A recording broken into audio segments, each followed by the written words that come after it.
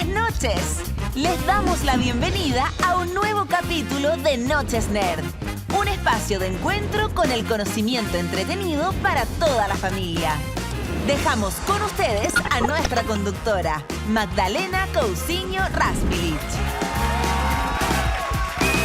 Buenas noches, les doy la bienvenida a un nuevo capítulo de la Noche Nerd en NTV, nuestro canal cultural familiar. Llama la atención que tengamos tanto mar y que sepamos tan poco de él.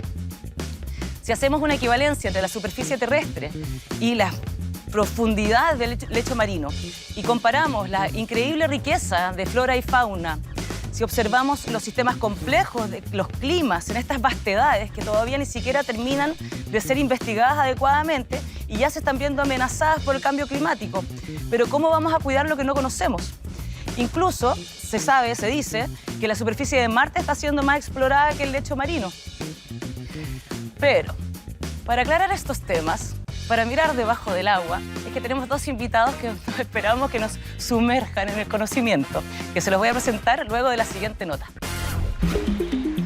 Disfrutar de la playa durante el verano, sentarse a contemplar las olas, practicar deportes acuáticos o consumir pescados y mariscos son todas actividades que realizamos en torno al mar. Pero los océanos son mucho más que un lugar para pasar el tiempo y pueden ayudarnos a resolver urgentes desafíos. De hecho, son los verdaderos pulmones de la Tierra. En ellos se produce la mitad del oxígeno que respiramos y pueden capturar hasta el 25% del dióxido de carbono o CO2, el principal responsable del aumento de la temperatura del planeta. También son una rica fuente de energía y alimento para una población que va en aumento. Por eso, su protección se hace cada vez más urgente y relevante. Chile tiene un reconocido liderazgo mundial en esta materia. Es el país de la región con mayor superficie de áreas marinas protegidas, que representan el 42% de la zona económica exclusiva. Incluso ha propuesto la creación de corredores marinos protegidos a lo largo del Océano Pacífico para resguardar la vida marina.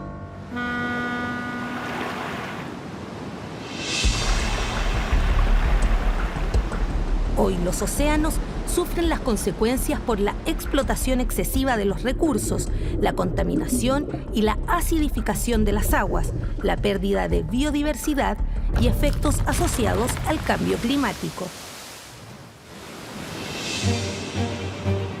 ¿Podemos revertir esta situación? ¿Cuáles son las especies de flora y fauna marina que nos ayudan a mitigar los efectos del cambio climático? ¿Cómo podríamos lograr un equilibrio entre las actividades productivas y la protección de los océanos? Las respuestas en la siguiente Noche Nerd. Ahora, con mucho gusto, podemos darle la bienvenida a nuestros invitados. Camila Calderón Quirgas, veterinaria, especialista en ballenas, por favor, bienvenida a nuestro escenario. Y Erasmo Macaya, biólogo marino, especialista en algas, por favor, tiren su piquete. Bienvenidos. Hola, Mario. Qué rico tenerlos acá. Hola, hola. Erasmo, por favor, toma asiento que vamos a empezar con Camila. Camila Calderón Quirgas es médica veterinaria, investigadora y candidata a magíster en oceanografía en la Universidad de Concepción. Es cofundadora del Centro de Estudios de Mastozoología Marina, es exploradora de la National Geographic por sus estudios de la ballena Sei y además es amante de los gatos y autora de un libro de ciencia para niños. Camila, ¿y tú contabas que tu papá tenía un museo marino? Sí, tenía un museo marino. ¿Y tortugas en latina? Tortugas, pingüinos, gaviota en latina de la casa, sí. Así fue. ¿Y tu madre feliz? Mi mamá feliz, sí. Y yo, bueno, no hago lo mismo, pero también tengo el refrigerador con muestras y cosas, así que se le ha repetido la historia a ella. Eso es muy propio de los científicos, que son todos los refris para... Para almacenar muestras. Hermoso. Por favor, adelante. Buenas noches, hola a todos y todas. Yo voy a hablarles de unos animales mamíferos marinos en general, pero ustedes los conocen seguramente como ballenas, delfines y lobos marinos. ¿Me creerían ustedes si yo les cuento que estos animales alguna vez tuvieron 4 patas y eran como del porte de un perro y caminaban, ¿cierto? La verdad es que sí, estos animales evolucionaron desde la tierra al mar, no son como los conocemos ahora. Las ballenas y los delfines que conocemos actualmente recién aparecieron hace 50 millones de años atrás y adaptaron su vida al mar. Tienen una gruesa capa de grasa que les aísla el frío o el calor, realizan todas sus actividades en el agua. Su nariz, que está acá, la llevaron hasta la cabeza, ¿cierto? Así que cuando uno ve los soplos y el vapor de agua, o chorrito de agua que dicen a veces, ¿cierto? En realidad es la exhalación de estos animales porque son mamíferos igual que nosotros. Transformaron sus piernas en aletas y también sus brazos, ¿cierto? Nuestras extremidades en aletas dorsales que les permiten realizar todas sus actividades en el agua. Estos animales siempre han estado rodeados como por un halo de misterio, de terror, protagonistas de mitos, de leyendas, parte de la cosmovisión de pueblos indígenas de Chile y del mundo, del imaginario colectivo, parte de algunas historias bien emblemáticas, como por ejemplo Moby Dick, que seguramente han escuchado, esta historia del cachalote blanco que vivía y que había dado vuelta varias embarcaciones de los balleneros que los capturaban en ese momento. Pero acá tengo otro dato interesante y que también voy a ver si me creen o no, es que esta historia de Moby Dick, en realidad la historia original es Mocha Dick. Mocha Dick por la isla Mocha, en la región del Biobío. Así que en realidad el autor de Moby Dick se basa en esta historia de Mocha Dick para poder escribir su novela. Así que en realidad esta historia es más cercana a nosotros de lo que podríamos creer. Este gran grupo de animales, estábamos hablando, yo dije al comienzo, ¿cierto? Mamíferos marinos, ballenas y delfines. En realidad, estos animales pertenecen a los cetáceos, las ballenas y los delfines. Y son bien diversos. En este grupo vamos a tener a la ballena azul, el animal más grande que ha existido en la historia del planeta, que llega a medir 33 metros y pesar 150 toneladas. O el delfín chileno, que es un animal pequeño de 1,6 metros, que es endémico de Chile, es un animal que vive solamente en Chile, eso quiere decir endémico. Hay otras especies como por ejemplo los cifios. Este sí que yo creo que no lo habían escuchado. Los cifios son, la gente me pregunta de repente, bueno, pero a ver, ¿son ballenas o son delfines? Son cifios, los cifios son cetáceos, bien desconocidos, pero hay un dato súper bueno, que es que los cifios realizan, el cifio de Cuvier en particular, que es una especie que realiza el buceo más profundo de todos los cetáceos, que es a 3.000 metros de profundidad. También está la orca que es en realidad como contrario a lo que dice su nombre, que es ballena asesina, es el delfín más grande del mundo, mide 9 metros y pesa aproximadamente 9 toneladas. Aquí tengo un dato freak de las orcas. Estuve leyendo un estudio de la Antártica que cuenta que las orcas viajan desde las aguas frías a las aguas cálidas para poder regenerar su piel, algo así como un spa. Miren, súper inteligente. De hecho, los delfines en general son súper inteligentes. Yo siempre he dicho que los delfines nos hacen una invitación a cuestionarnos las características que a nosotros nos definen como seres humanos. Son animales que se reconocen frente a un espejo mucho antes desde lo que los hace un niño pequeño. Son animales que entienden lenguaje de señas, algunas especies y algunos estudios que están haciendo en Bahamas, en el hemisferio norte. Son animales que tienen un superpoder. Bueno, esto no tiene que ver con su inteligencia, es más bien una adaptación, que es la ecolocalización, que la comparten con los murciélagos, que tiene que ver con que estos animales, para poder ver en el fondo marino, lo que hacen es usar el sonido.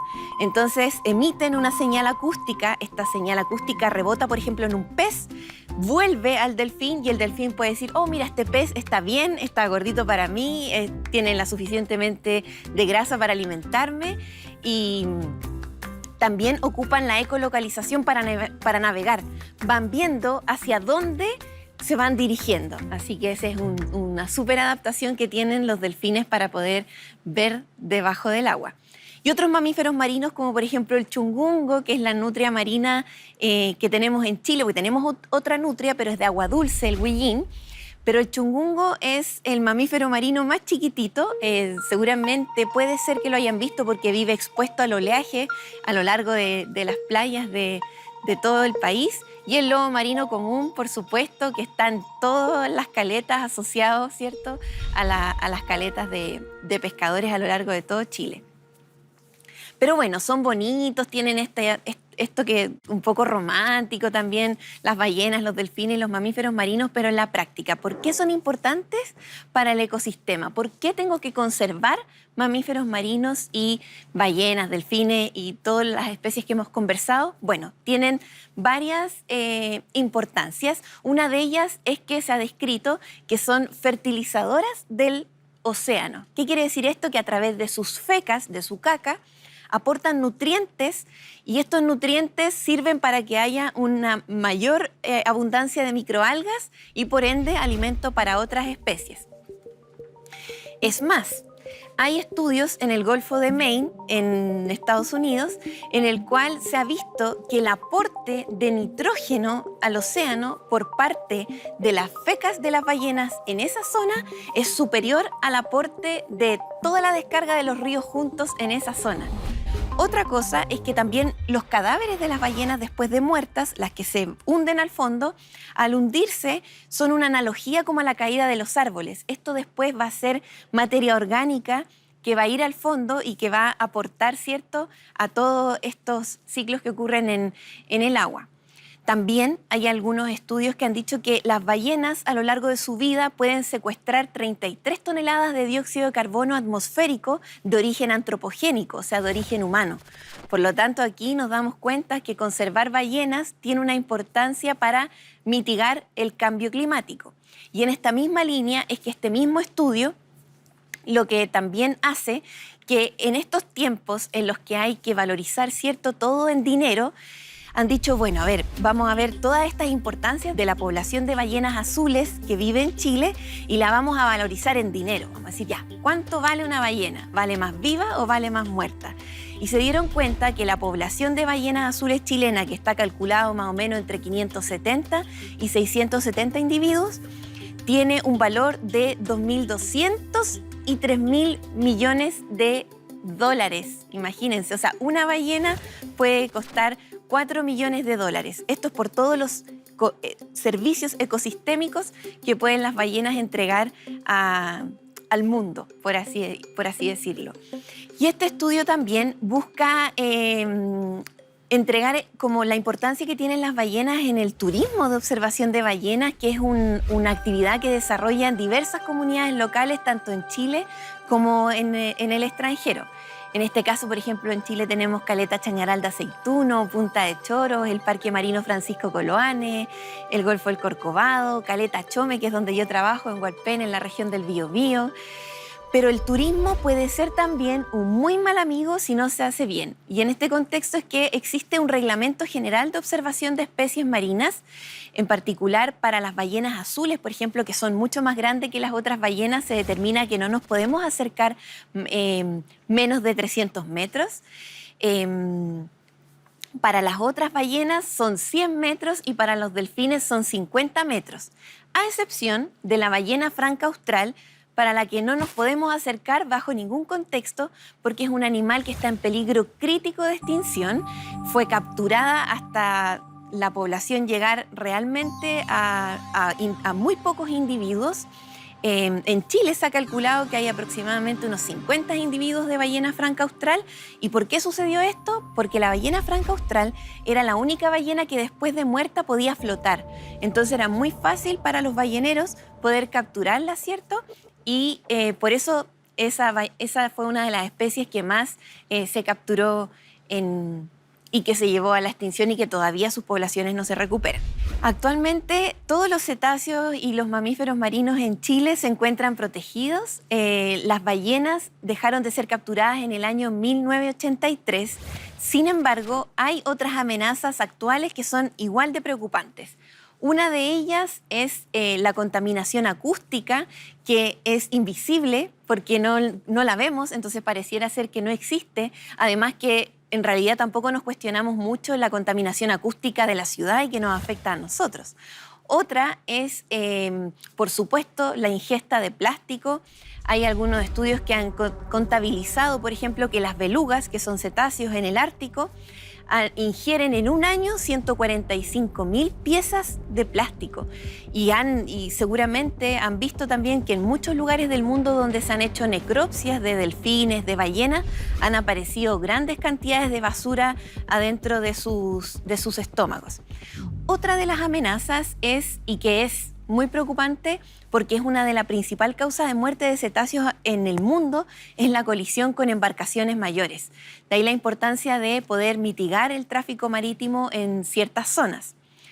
Otra de las amenazas es el enmayamiento en redes que quedan a la deriva y que a los animales les pueden quedar enredados valga la redundancia, enredados en la red, en la basura, y pueden generar grandes problemas. De hecho, hubo varios casos muy cerca de colisión de ballenas con embarcaciones mayores. Tenemos el caso de una ballena jorobada en Caleta Huiro, en Valdivia, donde quedó enganchada en unas redes que estaban en la deriva y finalmente el animal lo encontraron muerto flotando. También tuvimos el caso de una ballena de Braid en la quinta región, en la que también su principal hipótesis de muerte es que el animal estaba enmayado. Y una ballena Sei en Magallanes, que su principal también hipótesis de muerte es una colisión con embarcación mayor. Entonces nos damos cuenta que estas amenazas son reales, que existen y que están sucediendo también en nuestro país en distintas regiones. Los lobos marinos y las nutrias tampoco están ajenos a estas amenazas y a otras amenazas que existieron antiguamente. En el caso del chungungo, que es la nutria marina bien chiquitita, ¿cierto?, que les contaba. El chungungo llegó también casi al borde de la extinción debido a que se usaba su piel en la industria peletera. Y es esta misma industria también quien introduce otras especies de nutrias invasoras para la industria peletera, como es el caso del bisón. Y esto es preocupante porque las especies introducidas compiten muchas veces con el hábitat de los animales que son nativos, considerando también que el chungungo es una especie que todavía se encuentra en peligro de extinción. Y para el lobo marino, que como que no le gusta mucho a todo el mundo, pero también es súper importante porque el lobo marino tiene la particularidad que vive muy cerca de nosotros, ¿cierto? Vive a lo largo de todas las caletas y los vemos regularmente. Entonces el lobo marino es un centinela ambiental, es un indicador de la salud de un lugar. Entonces el lobo marino nos puede indicar también cómo está ese ambiente para nosotros. Como reflexión final nos queda este mensaje de que conservar el océano es urgente y que conservar a las ballenas y los delfines también es muy importante y a todos los mamíferos marinos. Y que podemos tener como querer protegerlas por ellos, pero también proteger la naturaleza, los ecosistemas y el océano, porque nuestra salud se va a ver igual de beneficiada con la salud del ecosistema. Un océano sano son personas sanas también. Muchas gracias. Muchas gracias, Camila. Oye, una pregunta corta que me llama la atención porque uno siempre en la historia de la evolución de las especies uno se imagina que salen desde el mar. Los anfibios salen desde el mar o que están en el borde y habitan la tierra. Estos vuelven al mar. Mamíferos que se introducen al mar. Mamíferos terrestres que van al mar y que se adaptan. Claro, y encima mantienen su configuración de órganos y mantienen los pulmones, claro, mantienen las crías. Mamíferos marinos, pero hacen este cambio del cráneo, ¿cierto? Que es como mover la nariz para respirar oxígeno desde el aire, las aletas y todas las adaptaciones. Oye, ¿y amamantan? Sí, amamantan bajo el agua. Todos los cetáceos, delfines, ballenas. Por favor, toma asiento. Vamos a continuar con nuestro segundo invitado. Erasmo Macaya es biólogo marino y algólogo. Es académico del Departamento de Oceanografía de la Universidad de Concepción. Es investigador del Centro de Ecología y Manejo Sustentable de Islas Oceánicas y del Centro de Investigación Dinámica de Ecosistemas Marinos y Altas Latitudes. Describió además una especie de alga endémica de Rapa Nui y le gusta pasear con su hija Luna y su perrita Nori. ¿Cómo llegaste a estudiar biología marina? Cosas de la vida. Había un profesor en el colegio que había estado en Coquimbo, en un centro de investigación marino, y por ahí algunas conversaciones con él. Hernán Freisa, un saludo ahí, profe. Y escuchando algunas cosas me llamó la atención. Pese a que entrando a estudiar biología marina no sabía nada del mar, había ido muy pocas veces. Sí. Por favor, adelante, imbuyámonos en tu charla. Bueno, gracias por la invitación. Bien, a diferencia de Camila, que les habló de organismos que probablemente todas aquellas personas que están en sus casas conocen, yo les voy a hablar de unos organismos que son muy poco conocidos, que son las algas. Y las algas, aunque ustedes no lo sepan, y probablemente todas las personas que están en sus casas, están utilizando diariamente productos que tienen algas. Las algas están presentes en la pasta de dientes, están presentes en las cremas, están presentes en el champú y también en muchos alimentos, en alimentos que en algunos casos también son de consumo diario, sopas, leche con sabor, quesos, salchichas. Están presentes también para dar viscosidad. Las algas en general tienen unos productos que sirven a los alimentos y a todos estos productos para darle viscosidad. Son agentes gelificantes. Y lo bueno además que estos productos no se mezclan químicamente con la comida. Entonces hace que sean muy utilizadas. Entonces estamos en contacto diario con las algas, pero usted que está ahí en la casa no lo sabe. Ahora, ¿cómo podemos definir una alga? ¿Qué es una alga? Y en realidad es bastante difícil porque las algas es un grupo bien heterogéneo, es un grupo muy variado. Están presentes incluso en reinos distintos. Hay algas en el reino de las plantas, hay algas en el reino que se llama cromista y hay algas en el reino de los protozoos. Incluso, por ejemplo, para darles un ejemplo de esta variedad, hay mucha más similitud entre una alga verde y un pino que entre una alga verde y una alga café, que una alga verde y un cochayuyo, por ejemplo. A ese nivel son grupos que han evolucionado en forma muy distinta. Entonces, estas algas, al ser tan variadas, también pueden ocupar diferentes ambientes. ¿Cómo podemos en realidad unir a todos estos organismos que son muy variados? Son organismos fotosintetizadores. ¿Qué es un organismo fotosintetizador? Un organismo fotosintetizador es un organismo que utiliza la energía del sol, la energía solar, la luz, para producir su propio alimento. Entonces no requieren el consumo como lo hacen, por ejemplo, las ballenas, los pingüinos, que necesitan comer otros organismos. En el caso de las algas, fabrican su propio alimento. Entonces son organismos fotosintetizadores. Ahora, estas algas, al ser organismos fotosintetizadores, absorben CO2. Y en ese proceso además liberan oxígeno, de lo cual voy a hablar un poquito más adelante cuando mencione la importancia. Si las comparamos con las plantas terrestres, las algas son mucho más sencillas. Las algas, por ejemplo, no tienen raíces, no tienen flores, no generan frutos, sino que su estructura, su talo que le llamamos nosotros, que es el cuerpo de las algas, es mucho más sencillo. Si tuviésemos que ahora que clasificar las algas en tamaño, las podemos dividir en dos grandes grupos. Están las microalgas, por un lado, y están las macroalgas. ¿Cuáles son las microalgas? Las microalgas son todas aquellas algas pequeñitas. Son tan pequeñitas que a simple vista no las podemos ver. Por lo tanto, necesitamos algún elemento externo, microscopios, para poder observarlas. En general son organismos unicelulares. Y probablemente ustedes no hayan visto algas, microalgas, pero quizás sí habrán escuchado hablar de las mareas rojas. Las mareas rojas son crecimientos explosivos de un tipo de microalga. Son varias especies de microalgas que en determinadas condiciones ambientales pueden crecer de forma exponencial y teñir el agua de algún color en particular. Por eso se llaman mareas rojas, porque algunas especies tiñen el agua de color rojo, pero el agua también se puede teñir, dependiendo de la especie, de amarillo, de café, de verde, bueno, y de rojo también.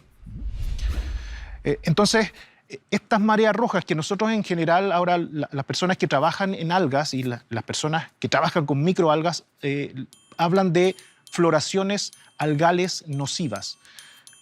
¿Por qué son nocivas? Porque muchas de estas especies producen toxinas. Entonces, cuando crecen en forma excesiva, aumenta también la cantidad de toxinas.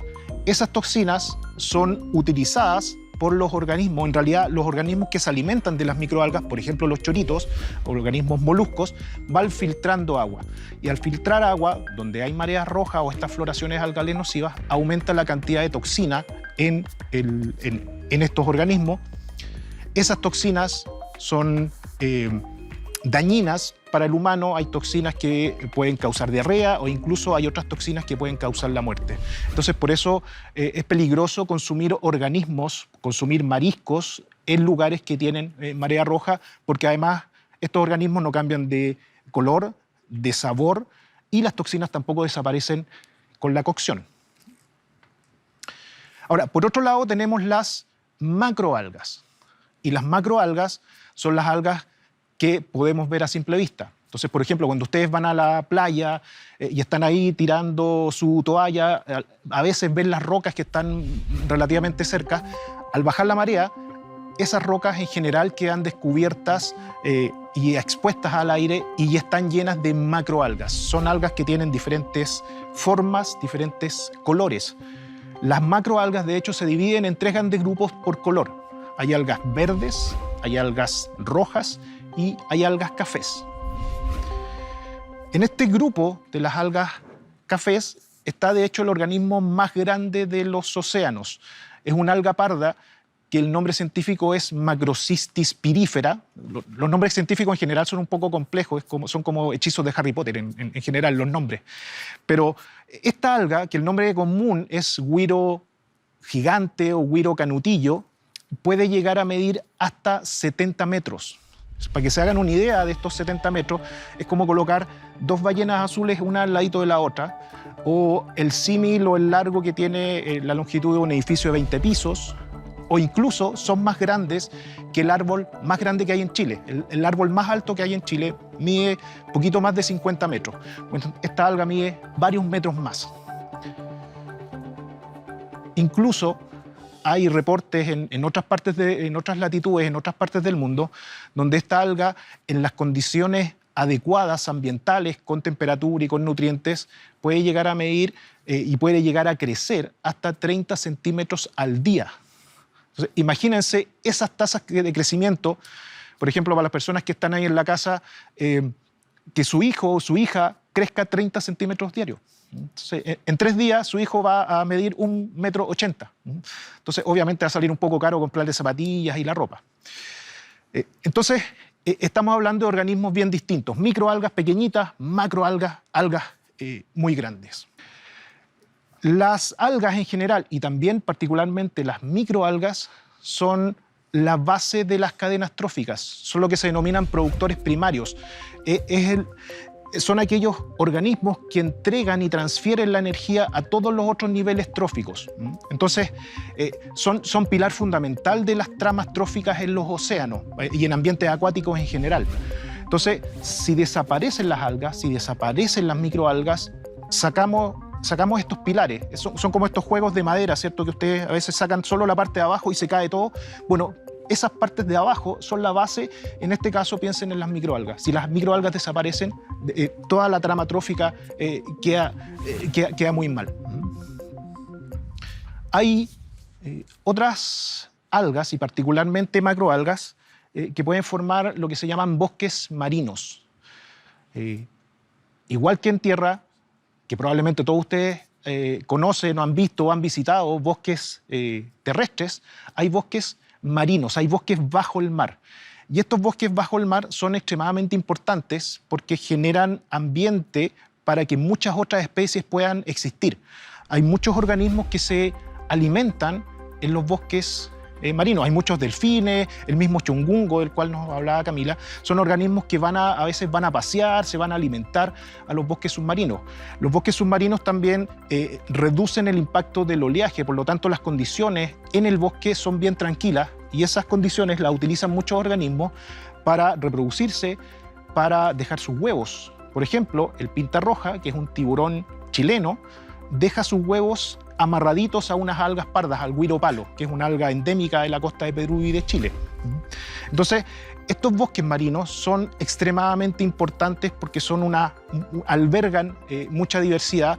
Como les mencionaba anteriormente, pueden reducir el impacto del oleaje. Entonces, hay zonas del planeta donde se ha determinado que ese impacto del oleaje puede disminuir hasta en un 40% cuando tenemos bosques marinos allí. Entonces, nos protegen también de la erosión.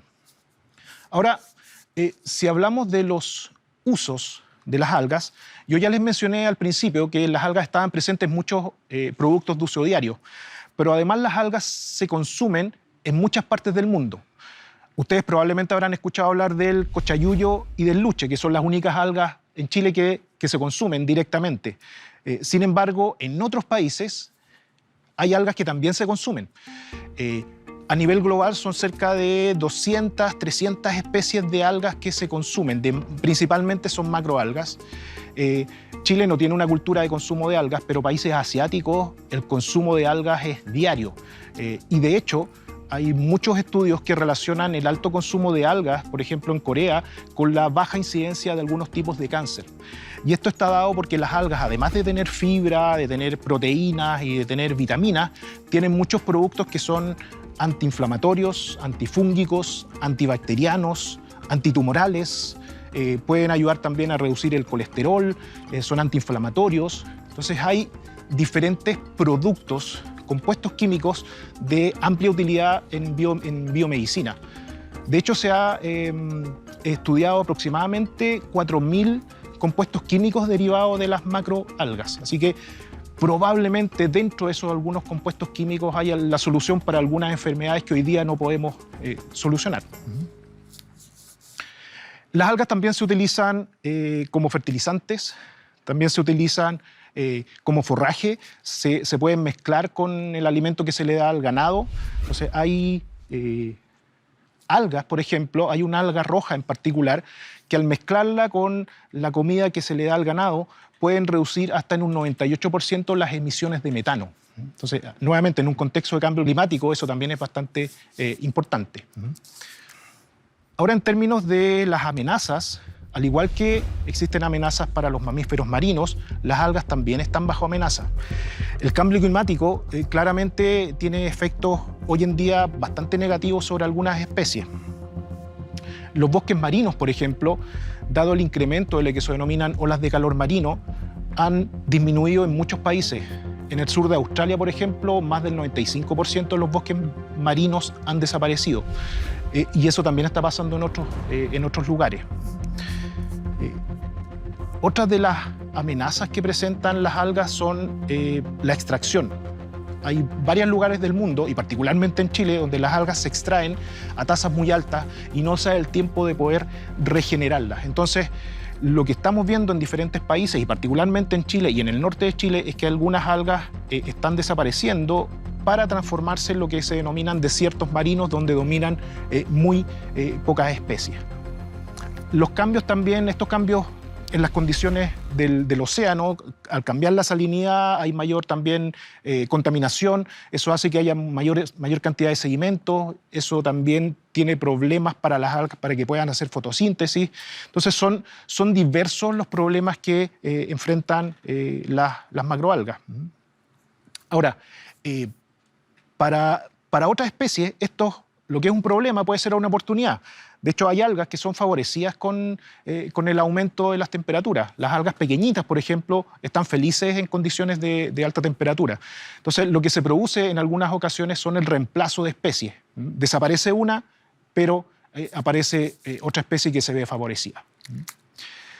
Ahora, yo no quiero terminar en realidad esta presentación con un mensaje más o menos triste de las amenazas que presentan las especies de algas, sino que con un mensaje un poco más positivo, y es mencionarle algunos estudios que hemos realizado con varios colegas, donde, por ejemplo, se ha determinado que los bosques que existen en el sur de Chile, los bosques de macroalgas, se encuentran intactos. Y eso es bien interesante. Un estudio que se publicó ahora en junio de este año, junto a varios colegas, que fue liderado por una geógrafa, Alejandra Mora, determinó que en el sur de Chile se ha incrementado, por ejemplo, las olas de calor fría. Y el frío le hace bastante bien a los bosques marinos. El frío, los bosques y el frío son buenos amigos. Entonces, en condiciones, las condiciones ideales para los bosques marinos son de bajas temperaturas. Entonces, lo que se propone de alguna forma es que, si bien en muchas partes del mundo, en el contexto de cambio climático, los bosques están siendo amenazados, en el sur de Chile, en la Patagonia, los bosques se encuentran intactos, los bosques están en lo que podemos llamar un refugio climático. De hecho, esos bosques están tal cual los vio Darwin hace más de 200 años. Darwin visitó el sur de Chile y quedó maravillado con los bosques que hay en el sur. De hecho, los comparó con los bosques tropicales por ser altamente productivos.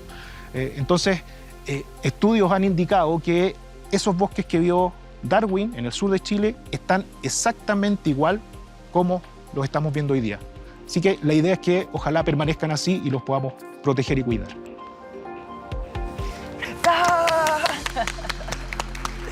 Muchas gracias por tu charla, muy buena. Bueno, las dos en realidad. Oye, acá hay un tema gigantón que quería preguntarles a los dos. ¿Qué es lo que está pasando hoy día en relación a la protección? ¿Por dónde van los desafíos, las estrategias? Básicamente, ¿qué se está haciendo a nivel mundial, nacional? Sí, a nivel mundial y nacional hay varias iniciativas en pos de la protección de los océanos. En términos concretos, por ejemplo, se están decretando en muchos lugares del mundo, incluido Chile, áreas marinas protegidas. Claro. Son lugares que se decreta de alguna forma de que no puede haber, por ejemplo, extracción, para que los recursos, si hay poquitos, se puedan recuperar. Entonces, a nivel global, las metas son, por ejemplo, que ojalá el 30% de los océanos estén con áreas marinas protegidas. Chile, de hecho, tiene decretado más del 40% de la zona económica exclusiva. El problema es que una cosa es decretarlo y la otra cosa es implementarlo. Claro, y protegerlo, mantenerlo. Y mantenerlo y fiscalizarlo. Entonces, los desafíos están, además en pronunciar el discurso de que los vamos a proteger, es efectivamente protegerlo. Entonces, hay iniciativas a nivel global donde se reúnen varios líderes y están anunciando las creaciones de, por ejemplo, estos corredores marinos, de áreas marinas protegidas. Oye, tengo una pregunta con respecto al tema de la marea roja. ¿Cuál es la relación de cambio climático, marea roja? La marea roja, como yo mencionaba, se tienen que dar ciertas condiciones ambientales para que, en este caso, las microalgas puedan crecer explosivamente, y puedan haber muchas. Y esas condiciones están relacionadas usualmente con temperatura, con nutrientes.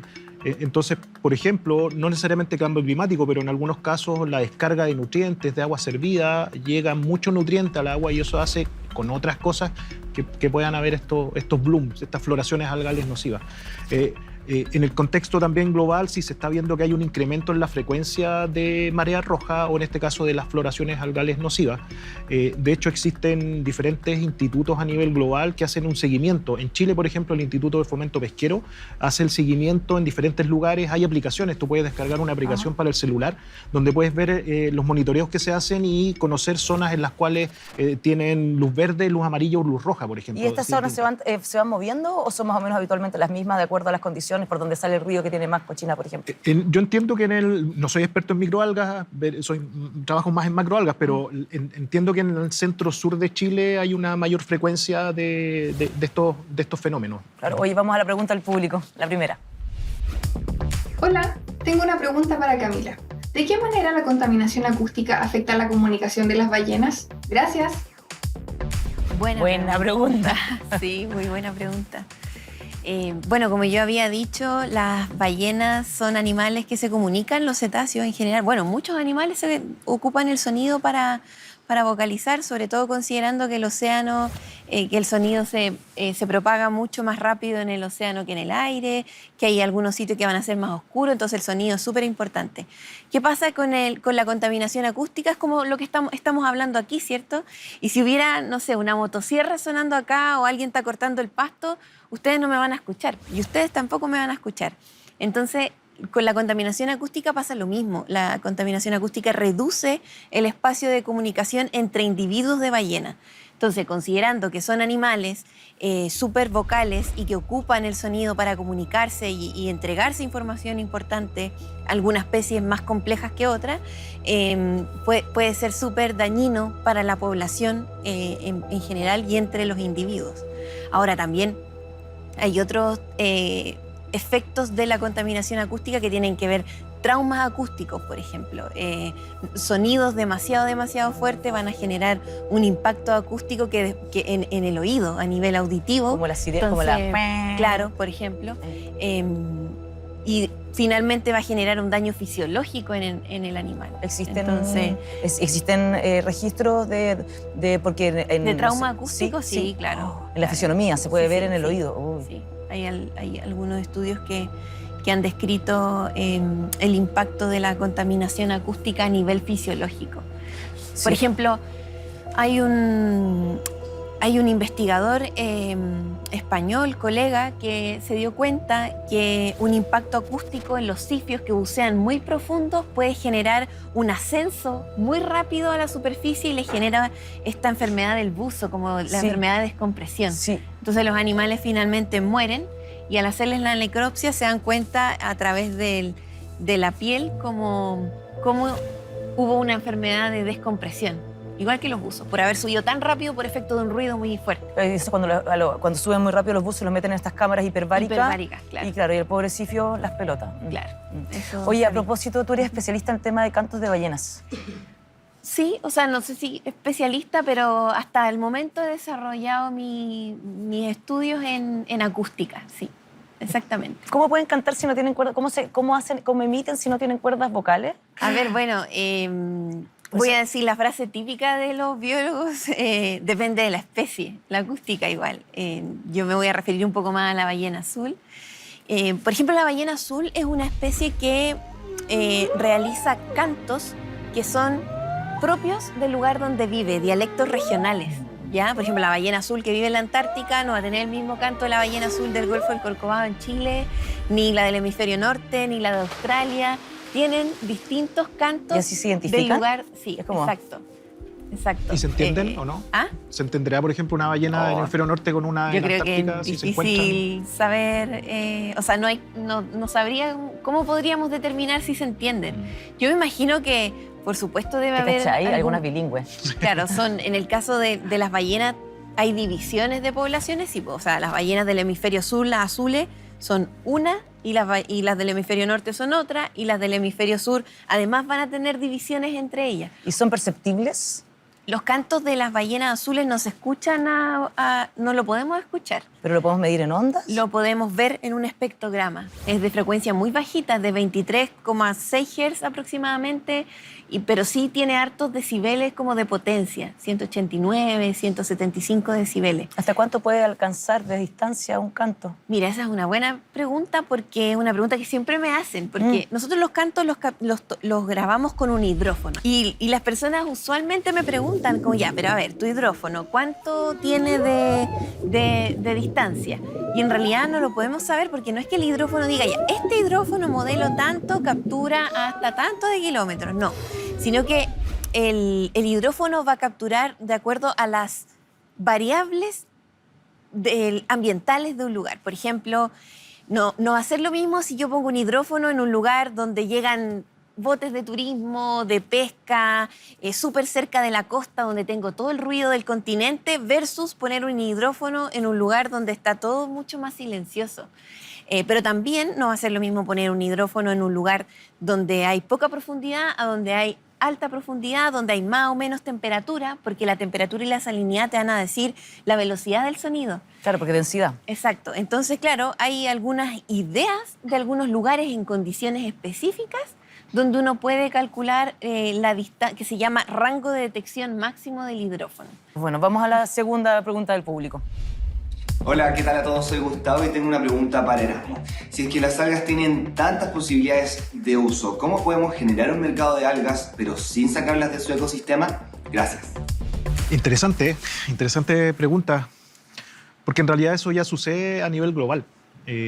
A nivel global, el mayor porcentaje de algas que se comercializa proviene de cultivos. Más del 90% de las algas a nivel global vienen de cultivos.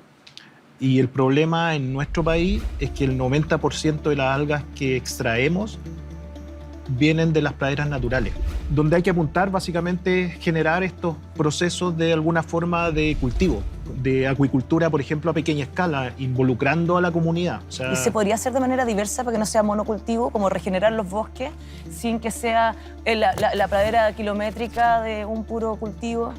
sí, de hecho ahí hay varias cosas interesantes. Por ejemplo, hay que considerar tener cultivos de variedades genéticas distintas, ¿ya? Porque tú puedes generar cultivos que lo vemos hoy en día en Chile con algunas especies que se usaron alguna cepa, o entonces la variabilidad genética es muy baja en varias praderas de algunas algas en Chile. Y eso el problema de eso es que si hay algún evento climático, como son todas iguales genéticamente, responden de la misma forma. Entonces, claro, si hay una enfermedad o pasa algo, se mueren todas. Mueren todas. Entonces hay que considerar también variabilidad genética. Lo otro interesante que se está desarrollando, también hay algunos estudios y algunas experiencias en Chile y a nivel global, son los llamados cultivos multitróficos. Entonces, por ejemplo, tú cultivas distintas especies que están en niveles tróficos distintos. Entonces, por ejemplo, cultivas peces, cultivas filtradores, choritos y cultivas algas. Entonces, los peces, cuando hacen sus necesidades, cuando liberan estas heces, esas heces vienen cargadas de nitrógeno, de nutrientes. Oye, y esos ¿y esto no nutrientes se los podría usan las hacer algas. en las salmoneras como para resolver el problema de las cacas en el fondo? Se ha propuesto que el amonio, principalmente, que es uno de los componentes de estas heces, el amonio es uno de los que utilizan las algas para el proceso de fotosíntesis y para la absorción de nutrientes. Entonces, claro, se propone que tener diferentes organismos. Entonces los salmones u otros peces liberan este amonio, lo utilizan las algas. Las algas crecen con buenas cantidades de amonio y crecen a tal magnitud que sobre todo las algas pardas, los bosques, por ejemplo, comienzan después a liberar y a generar lo que se llama material orgánico particulado, puntitos de algas, y esos puntitos, ese detrito, es el alimento para filtradores, por ejemplo, los choritos. Entonces tú estás cultivando diferentes organismos en distintos niveles tróficos y estás aprovechando los desechos de ellos para que pueda ser el alimento de otro. Oye, para cerrar, una última pregunta para ti, Camila, que es una pregunta personal. Siempre nos dicen que los delfines son como los animales más inteligentes que existen. Los chimpancés, los delfines, casi... O sea, ¿dijiste el lenguaje de señas? Sí. Que se reconocen en han el estado espejo. Estudiando, sí, ¿Y también. el cerebro es parecido? ¿Qué se sabe del cerebro de los delfines? ¿Y por qué las ballenas no y los delfines sí? Si se supone que manso cerebro que tienen las ballenas. Es que son inteligentes en distintos aspectos. Como los delfines tienen una vida distinta a las de las ballenas y depende también de la especie de la que estemos hablando. Pero el mismo hecho de que las ballenas tengan canto y que estos cantos sean dialectos regionales, igual son adaptaciones asociadas a inteligencia. Pero de hecho, leí en algún momento, no recuerdo bien dónde, pero que decían que no es que eran más o menos inteligentes, sino que eran inteligentes de distintas formas. Pero claro, cuando uno empieza a pensar en estas características que yo mencioné, tienen que ver con características que se parecen mucho a muchas cosas que nosotros hacemos. Entonces que de repente viene por ahí, como, bueno, sí, son súper inteligentes, pero además esa inteligencia y esas características son súper parecidas a nosotros. Entonces, como... Tienen una empatía. Claro. Hay muchos investigaciones que hablan desde ya hace varios años de que las ballenas y los delfines son animales culturales, que tienen cultura. Hay quienes en los años 90, movimientos que intentaban como tratar de que los delfines tuvieran derechos como un poco como animales no humanos, como personas, personas pero no humanas, porque son fantásticos y comparten muchas cosas con nosotros mismos. Cuando hemos visto que es bien famoso que cada temporada hay una matanza grande de delfines en Taiji, y uno se pregunta, bueno, pero ¿por qué los delfines no se defienden? O sea, si pueden sacarte un brazo si quisieran. Y ahí también proponen como un poco de esta inteligencia emocional a no atacar, a como recibir el ataque, pero no sé, hay muchas cosas que son un misterio, pero son animales altamente sociables y que nos hacen esta invitación a decir, bueno, ¿qué nos define a nosotros como personas, como seres humanos y que compartimos con estas otras especies? Hoy lamentablemente se nos acaba el tiempo, acompáñenme a despedir el programa. Yo por lo menos quedé con muchísimas preguntas, así que los invito a ustedes también en la casa a escribirnos en redes sociales y hacer todas las preguntas que quieran, comentarios, dudas. También pueden investigar en sus centros, ¿verdad? Sí, con mucho gusto. Para aprender de cetáceos pueden seguirnos como Soplo a la Vista. Ahí estamos subiendo información biológica, de turismo, para ser turistas críticos también. Así que súper invitado y con mucho gusto vamos a responder todas sus posteriores dudas. Excelente. Sí, también nosotros el laboratorio AlgaLab lo pueden seguir en diferentes redes sociales para descubrir estos organismos que son tan poco conocidos como son las algas. Chile tiene una bonita diversidad, hay más de 400 especies en Chile continental, casi 800 en total, así que hay harto por descubrir todavía. Así que ya saben en la casa, infórmense, escriban, pregunten, comenten. Y esa es nuestra responsabilidad, conocer para poder cuidar. Así que ya saben. Nos vemos en una próxima oportunidad. Muchísimas gracias, chiquillos, por acompañarnos, hermosa Camila. Nos vemos en una próxima oportunidad. Cuídense, pásenlo súper. Chao.